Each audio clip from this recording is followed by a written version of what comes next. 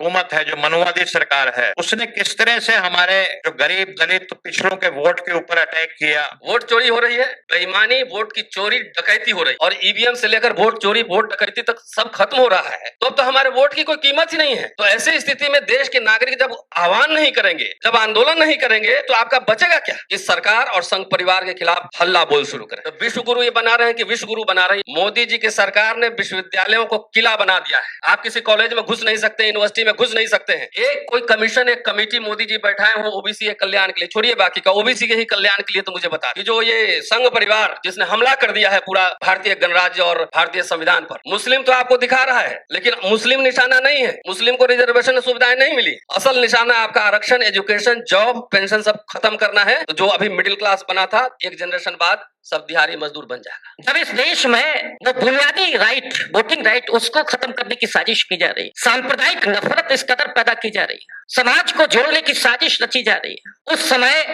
इस देश में एक शख्स गांधी जी के रास्ते, बाबा साहब और नेहरू जी के सपनों को साकार करने के लिए निकल पड़ा है।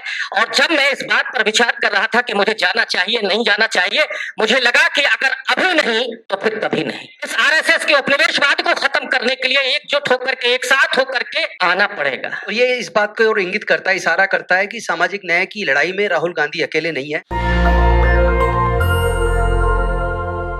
हमारे न्याय योद्धा राहुल गांधी जी जिस तरह से कास्ट सेंसस और आरक्षण की 50% की सीमा तोड़ना, जितनी आबादी उतना हक, लगातार लड़ रहे थे। और इस लड़ाई के चलते चलते अचानक आपने देखा कि जो हुकूमत है, जो मनुवादी सरकार है, उसने किस तरह से हमारे जो गरीब दलित पिछड़ों के वोट के ऊपर अटैक किया। और बिहार में ये जो आप देख रहे हैं स्पेशल इन्वेस्टिगेशन रिव्यू टाइप का जो एक मुहिम शुरू किया, तो वो तो जो बाबा साहब ने कहा था कि 1 वोट इक्वल वैल्यू, वो भी एक तरह से दलित पिछड़ों की आज छीनने की बात हो रही है।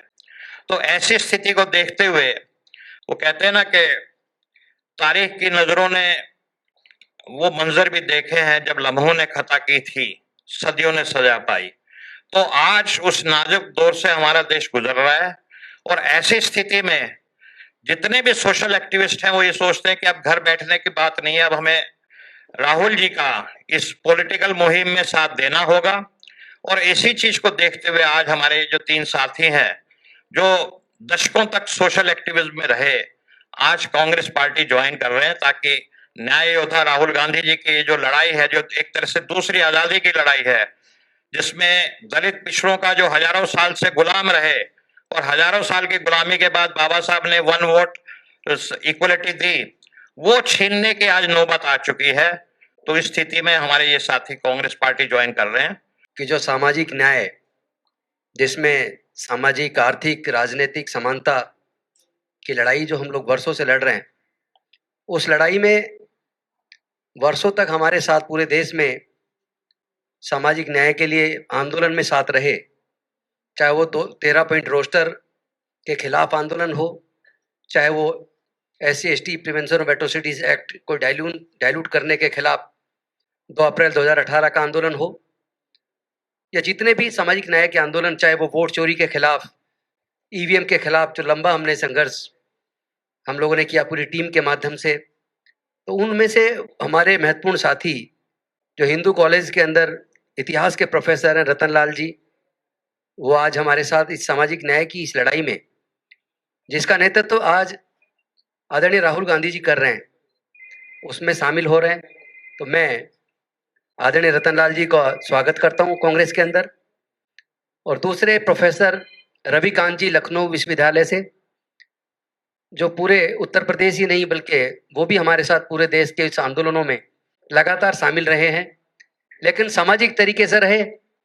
जब सामाजिक न्याय की लड़ाई न्याय योद्धा राहुल गांधी लड़ी रहे हैं, संसद के अंदर भी और संसद के बाहर भी, तो फिर अलग होके क्या लड़ना, क्यों ना मिलके साथ लड़ा जाए। इसी सिद्धांत के तहत प्रोफेसर रविकांत जी आज हमारे साथ कांग्रेस में शामिल हो रहे हैं। हमारी ताकत को बढ़ाने के लिए मैं प्रोफेसर रविकांत जी का भी स्वागत करता हूं। और इंद्रजीत जी मेरे पुराने साथी हैं, हम लोग सामाजिक न्याय में कई मुद्दों पे हमारी साथ चर्चा हुई है, वो भी आज ये महत्वपूर्ण नहीं है वो किस परिवार से हैं, वो बेशक ज्ञानी जैल सिंह जी के पोते हों, लेकिन वो सामाजिक न्याय के मुद्दों पे हमारे साथ रहे हैं, वो भी आज कांग्रेस में शामिल हो रहे हैं। ये एक सामाजिक न्याय का आंदोलन संसद से लेकर सड़क तक आदरणीय राहुल गांधी जी लेकर चल रहे हैं, तो वो ताकत पूरे देश में बढ़ रही है।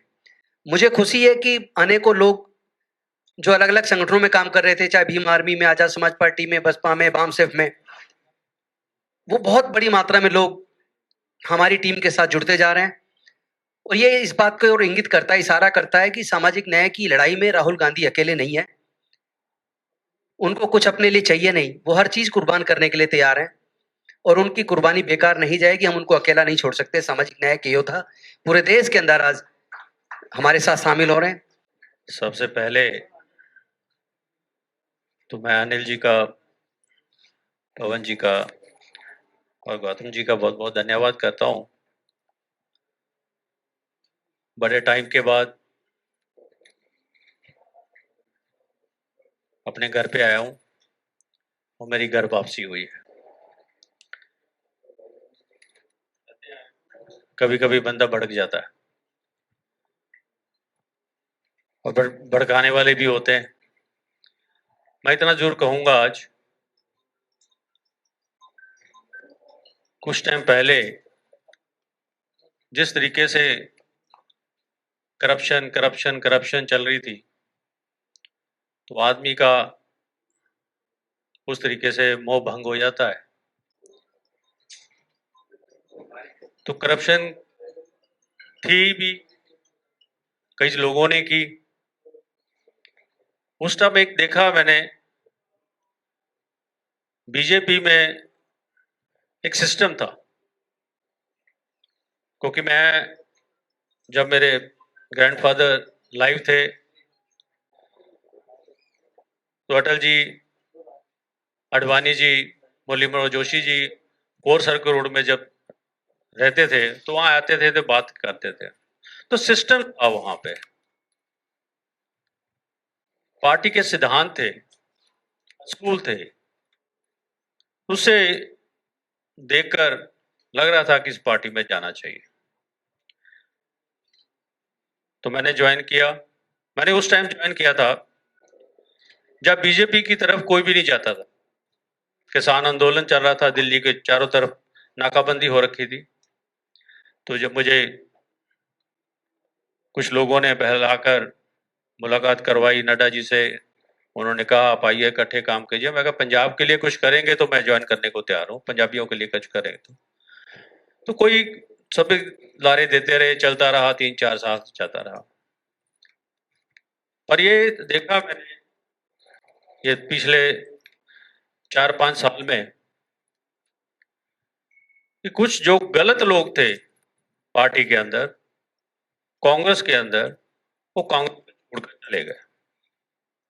अब जो है वो सारे के सारे बीजेपी में चले गए। अब जो कांग्रेस है नीट एंड क्लीन हो गई। अब यहां पे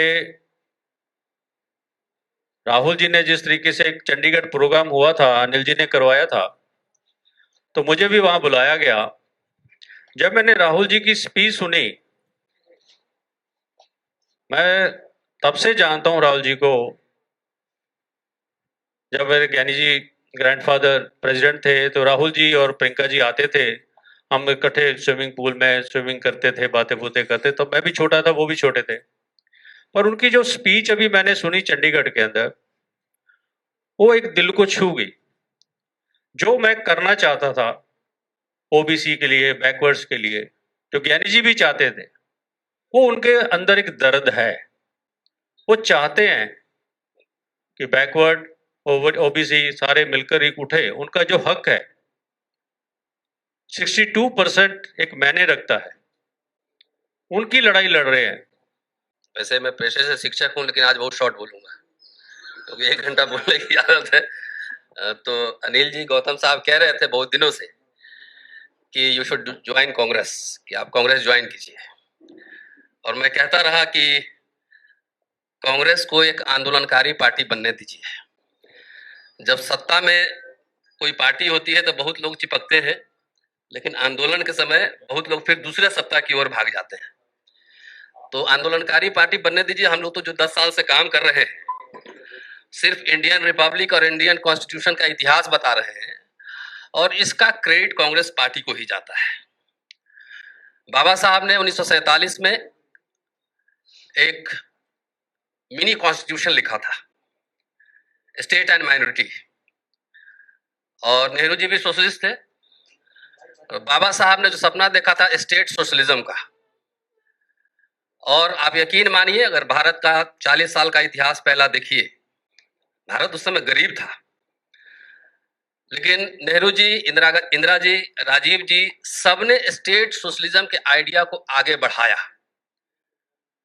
अगर वो स्टेट सोशलिज्म नहीं होता तो हमारे जैसे लोग दिल्ली विश्वविद्यालय में पढ़ाते हुए नहीं होते। पाकिस्तान उधर फौज और सेना बंदूक खरीद रहा था, बना रहा था, लेकिन नेहरू जी यहाँ पब्लिक इंस्टीट्यूशंस बना रहे थे। AIIMS, universities, steel plants, mining college तमाम बना रहे थे। फ्री एजुकेशन, और खास तौर से मैं दलित पर्सपेक्टिव में कहूं तो पूरा जो दलित मिडिल क्लास का फॉर्मेशन है, वो आजादी के बाद 26 जनवरी 1950 के बाद और 90 तक ले लीजिए, इसी में दलित middle class, urban middle class का फॉर्मेशन हुआ है, जो हमारे जैसे लोग आज ब्रांडेड कपड़े पहन के घूम रहे हैं। और ये कैसे हुआ? एक किताब में पढ़ रहा था, 26 जनवरी 1950 से लेकर 1982 तक 20 लाख SC ST सरकारी कर्मचारी हो गए थे। मैं समझता हूं कि भारतीय संविधान और भारतीय गणराज्य की एक शानदार उपलब्धि थी। और गरीब भारत ने मुफ्त में शिक्षा दी, सबको दी। सवर्ण भी बढ़े, पिछड़े भी बढ़े, दलित भी पढ़े, वजीफा मिलता था स्कूल में, ब्लॉक में, गांव में जो लोग पढ़ते होंगे याद होगा। स्कॉलरशिप, फ्रीशिप, आप याद कीजिए 70 का दशक, अखबार में एडवर्टीजमेंट निकालकर बुलाया जाता था कि आइए IIT में एडमिशन होगा, मेडिकल में एडमिशन होगा। तो ये सब हुआ। मोदी जी कहते हैं कि 70 साल में कुछ नहीं हुआ। कौन कहता है कुछ नहीं हुआ? 70 साल में और 40 साल के शुरुआत में जो हुआ, उसी को आप बेच के खा रहे हैं। फ्री में एजुकेशन मिला, नौकरी मिली, पेंशन मिला। इंदिरा जी ने पेंशन भी लाया, और पंडित अटल बिहारी वाजपेयी जब आए तो सबसे पहले पेंशन छीन ली, डिसइन्वेस्टमेंट मिनिस्ट्री बनाए। क्यों? आरक्षण खत्म करने के लिए। अब मोदी जी आए तो रफ्तार दे दिए। इवन मनमोहन जी के शासनकाल में भी पब्लिक सेक्टर यूनिट बने हैं, कोई गूगल करके देख सकता है। और यहां एक भी पब्लिक सेक्टर यूनिट नहीं बना है, एक कॉलेज, एक यूनिवर्सिटी नहीं बना है। तो गरीब भारत ने हमें जो दिया था, सबको दिया था, वो अमीर भारत, 5 ट्रिलियन वाली इकोनॉमी नरेंद्र मोदी जी की सरकार, भाजपा, RSS संघ परिवार छीन रहा है। वोट चोरी हो रही है। और मैं देख रहा था सोशल मीडिया, राहुल जी को 6 महीने लगा एक कॉन्स्टिट्यूएंसी का एनालिसिस करने में, और बीजेपी के MP को एक ही दिन में 4 लोकसभा का मिल गया। जब संवैधानिक संस्थाओं का हरण हो रहा, बेईमानी, वोट की चोरी, डकैती हो रही, जब पब्लिक सेक्टर यूनिट को तबाह किया जा रहा हो, तो वैसे में किसी भी चिंतनशील व्यक्ति के लिए यह जरूरी है, जो भारतीय संविधान, भारतीय गणराज्य से प्यार करता है, उसमें उसका विश्वास है, जरूरी है उसके लिए कि वो कांग्रेस के साथ है और इंडिया गठबंधन को मजबूत करे। और इसीलिए देखिए, विश्वविद्यालय क्या होते हैं? ज्ञान विज्ञान के सृजन के केंद्र होते हैं, क्रिटिकल एनालिसिस होता है। मोदी जी की सरकार ने विश्वविद्यालयों को किला बना दिया है। आप किसी कॉलेज में घुस नहीं सकते, यूनिवर्सिटी में घुस नहीं सकते हैं। दिल्ली विश्वविद्यालय में पढ़ा हूं, मुझे याद है कि जुबली हॉल, माल रोड से लेकर कमला नगर तक DC ऑफिस के सामने पैदल घूमते थे, कोई पूछने वाला नहीं होता था। आज किसी कॉलेज के गेट के अंदर घुस के दिखा दीजिए, स्टूडेंट भी नहीं जा सकता है, टीचर भी नहीं जा सकता है। तो विश्व गुरु ये बना रहे हैं कि विश्व गुरु बना रहे हैं, ये सवाल सबसे महत्वपूर्ण है। मैं सिर्फ दलित की बात नहीं कर रहा हूं। क्या जब पब्लिक सेक्टर यूनिट बने, जब फ्री एजुकेशन मिला, जब फ्री नौकरियां मिली, पेंशन मिला, तो क्या इसका लाभ ब्राह्मण को नहीं हुआ? आज पेंशन गया तो किसका गया? सबका गया ना। सबसे ज्यादा नौकरी में कौन थे? ओबीसी के कार्ड खेलते हैं मोदी जी। अरे इसी अर्जुन सिंह ने तो कम से कम मंडल 2 लगा दिया। एजुकेशन में इसको मैं क्रांति मानता हूं। अर्जुन सिंह जी ने, उस समय में मिलता था उनसे, मैं और सूरज यादव मंडल साहब लगातार मंडल 2 लाया। एक कोई कमीशन, एक कमेटी मोदी जी बैठाए हो ओबीसी के कल्याण के लिए, छोड़िए बाकी का, ओबीसी के ही कल्याण के लिए, तो मुझे बता दें। एट्रोसिटीज बढ़ रहा है। आप आरटीआई जो लगा था, आरटीआई डिफंक्ट कर दिया गया। आप आरटीआई लगाते रहो, कोई जवाब ही नहीं देगा। मैं तो सुप्रीम कोर्ट में एक आरटीआई के सवाल को लेकर केस लड़ रहा हूं, मुकदमा।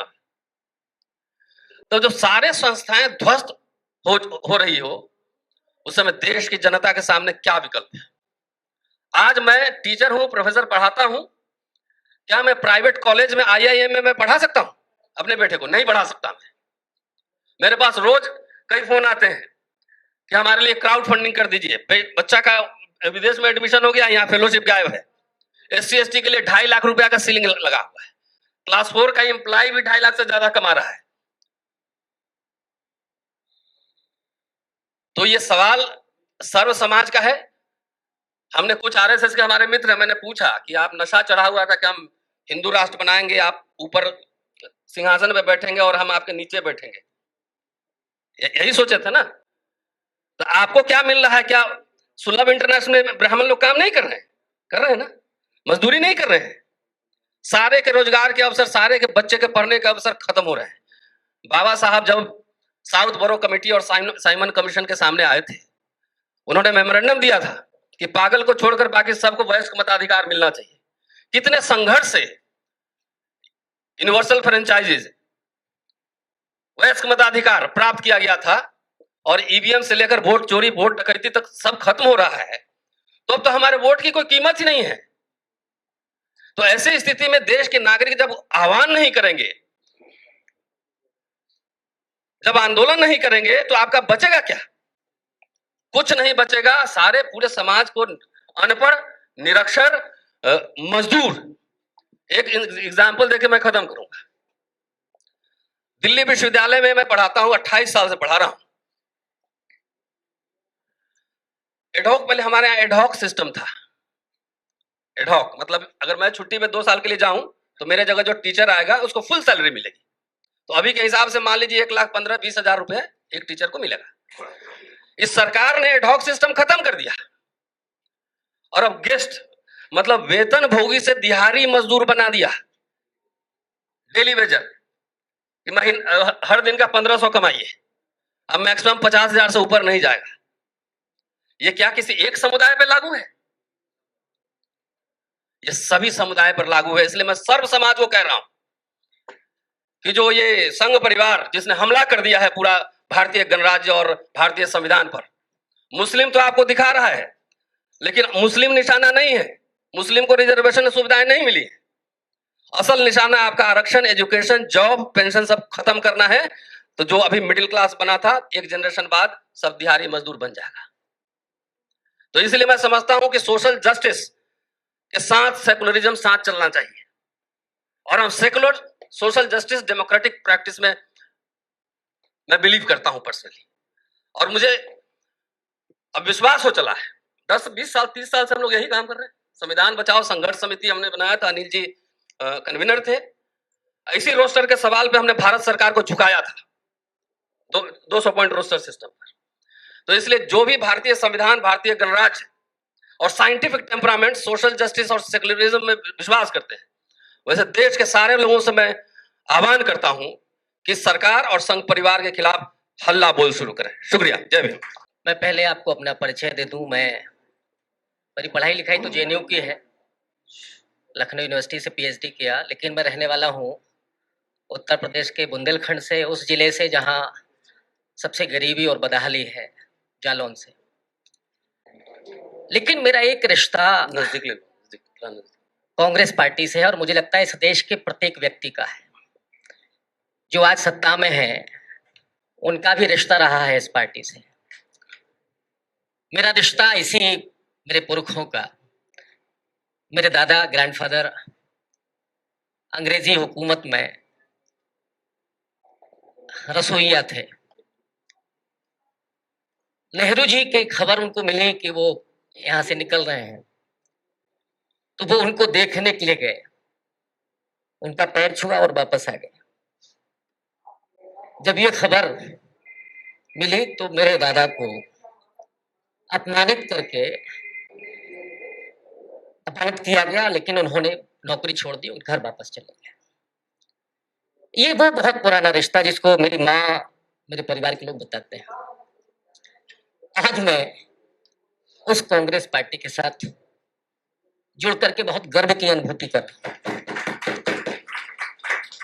जिस तरह से आजादी के आंदोलन में ब्रिटिश साम्राज्यवाद और उपनिवेशवाद के खिलाफ गांधी जी ने अफ्रीका से वापस आकर के कांग्रेस के आंदोलन को जन आंदोलन बनाया था, मुझे लगता है कि आज आरएसएस का उपनिवेश इस देश में चल रहा है और जरूरत है राहुल गांधी जी के नेतृत्व में कांग्रेस पार्टी के आंदोलन को जन आंदोलन में बदलने की। जैसे गांधी जी के साथ असहयोग आंदोलन में तमाम विद्यार्थियों ने, अध्यापकों ने, वकीलों ने अपने पेशे छोड़े, स्कूल छोड़े, नौकरियां छोड़ी। मुझे गर्व इस बात का है कि हम जिस कांग्रेस की हुकूमत में नौकरी में आए, रिजर्वेशन के जरिए पढ़ाई लिखाई की, अगर इस हिंदुत्व के, आरएसएस के उपनिवेश के खिलाफ अगर हमें उस नौकरी की भी कुर्बानी देनी पड़ेगी तो मैं साथ खड़ा रहूंगा। मुझे आज गर्व की अनुभूति है उस कांग्रेस के साथ जुड़ने में जिसे गांधी जी ने अपने पसीने से सींचा था, सत्याग्रह और अहिंसा जैसे मूल्य दिए और अपनी जान की कुर्बानी दे करके इस देश की आत्मा को बचाया। मुझे गर्व हो रहा है उस कांग्रेस पार्टी के साथ जुड़ने से जिसे पूर्ण स्वराज का सपना आदरणीय नेहरू जी ने दिया, श्रद्धेय नेहरू जी ने दिया। और वो शख्स जो आजादी के लिए जेल में 9 साल से ज्यादा रहते हुए डिस्कवरी ऑफ इंडिया जैसी किताब लिखते हैं जिसमें भारतीयता को परिभाषित किया गया। क्या है भारत माता, ये नेहरू जी ने बताया। और आजादी के बाद प्रधानमंत्री रहते हुए राष्ट्रीय एकता, सामाजिक न्याय और गरीबी उन्मूलन के लिए जो उन्होंने काम किया, और काम ही नहीं किया। जो लोग नेहरू गांधी परिवार पर हमला करते हैं या तो वो नादान है या बदमाश है, वो दोनों ही है। क्योंकि नेहरू जी ने अपनी सारी संपत्ति इस देश के लिए दान कर दी और अपने आखिरी समय के लिए उन्होंने कहा था कि मेरे शरीर की मिट्टी को इस देश की नदियों में, इस देश की प्रकृति में मिला दिया जाए। उन नेहरू का मजाक उड़ाए बिना इस देश के प्रधानमंत्री की राजनीति नहीं चलती। और इसीलिए मैं अत्यंत गौरवान्वित हूं इस कांग्रेस पार्टी से जुड़ करके। मैं आज भावुक भी हूं उस कांग्रेस पार्टी के साथ जुड़ करके जिसने बाबा साहब डॉक्टर अंबेडकर को भारत का संविधान का निर्माता बनाया था। वो डॉक्टर अंबेडकर जो लगातार इसी कांग्रेस के खिलाफ सामाजिक न्याय का आंदोलन, दलितों की आजादी का आंदोलन लड़ रहे थे, लेकिन गांधी जी के मशवरे पर नेहरू जी और पटेल साहब ने बाबा साहब डॉक्टर अंबेडकर को संविधान सभा में न सिर्फ लेकर के आए, प्रारूप समिति का अध्यक्ष भी बनाया। और जिस भाषण की जिक्र किया था डॉक्टर अली जैन साहब ने, उसमें उन्होंने कहा कि मुझे आना था संविधान सभा में, लेकिन मैंने ये सोचा नहीं था कि मुझे प्रारूप समिति का अध्यक्ष बनाया जाएगा। तो इसलिए मैं बहुत भावुक हो रहा हूं कि बाबा साहब इस देश के पहले कानून मंत्री बने, उस देश में जहां मनुस्मृति के आधार पर 1000 साल तक शासन व्यवस्था चलती रही और दलितों का उत्पीड़न होता रहा। उसी दलित समाज से बाबा साहब निकल करके इस देश के संविधान की रचना करते हैं। और मैं आज के संदर्भ में बात करूं, आज जब इस देश के संविधान को ही खत्म करने की मुनादी की जा रही है, घोषित तौर पर मनुस्मृति लागू करेंगे, ये बात हुई 24 के पहले, जब इस देश में वो बुनियादी राइट, वोटिंग राइट, उसको खत्म करने की साजिश की जा रही है। सांप्रदायिक नफरत इस कदर पैदा की जा रही है, समाज को जोड़ने की साजिश रची जा रही है। उस समय इस देश में एक शख्स गांधी जी के रास्ते, बाबा साहब और नेहरू जी के सपनों को साकार करने के लिए निकल पड़ा है। और जब मैं इस बात पर विचार कर रहा था कि मुझे जाना चाहिए नहीं जाना चाहिए, मुझे लगा कि अगर अभी नहीं तो फिर कभी नहीं। इस समय अगर हम राहुल गांधी जी के साथ नहीं खड़े होते हैं तो ये समाज और आने वाली पीढ़ियां हमें कभी माफ नहीं करेंगी। और इसलिए हम लोग तो पढ़ने लिखने वाले, हम लोग चाहते हैं कि हम पढ़ने लिखने का मौका मिले हमें, हम नहीं चाहते थे, सच बात यह है। लेकिन आज अपरिहार्य हो गया है। और जो प्रोफेसर रतनलाल जी ने कहा कि इस समाज को आगे आकर के प्रत्यक्ष हो या अप्रत्यक्ष, कांग्रेस के साथ जोड़ करके या अप्रत्यक्ष रूप से ये जो असली लड़ाई है आजादी की, सामाजिक आजादी की, राजनीतिक आजादी की लड़ाई तो 47 में जीत ली गई, लेकिन इस लड़ाई को जीतने के लिए, इस आरएसएस के उपनिवेशवाद को खत्म करने के लिए एकजुट होकर के, एक साथ होकर के आना पड़ेगा। और मैं अपने उस समाज को भी कहना चाहता हूं कि बाबा साहब के नैतिक प्रतिबद्धताओं के साथ कभी समझौता नहीं करूंगा। उस समाज के हितों और अधिकारों के लिए मैं इस पार्टी को ज्वाइन कर रहा हूं। और मुझे पूरा विश्वास है, मैं फिर दोहराऊंगा कि बाबा साहब के नैतिक आदर्शों पर चल करके मैं अपने समाज के हितों और अधिकारों के लिए इस पार्टी के साथ जुड़ करके, इस देश के आइडिया ऑफ इंडिया के साथ जुड़ करके, राहुल गांधी जी के साथ जुड़ करके, खड़गे जी के साथ जुड़ करके इस देश में सामाजिक आजादी के सपने को हासिल करने के लिए प्रतिबद्ध हूं, कटिबद्ध हूं और हमेशा खड़ा रहूंगा। शुक्रिया, बहुत धन्यवाद, बहुत शुक्रिया। नेशनल दस्तक की आपसे गुजारिश है कि अगर इसको बचाना चाहते हैं तो नेशनल दस्तक को सब्सक्राइब करने के लिए रेड कलर के सब्सक्राइब बटन को दबाएं, फिर बेल आइकन की घंटी दबाएं। नेशनल दस्तक को बचाने के लिए बहुत जरूरी है कि हर खबर को शेयर करें, लाइक करें, कमेंट जरूर करें।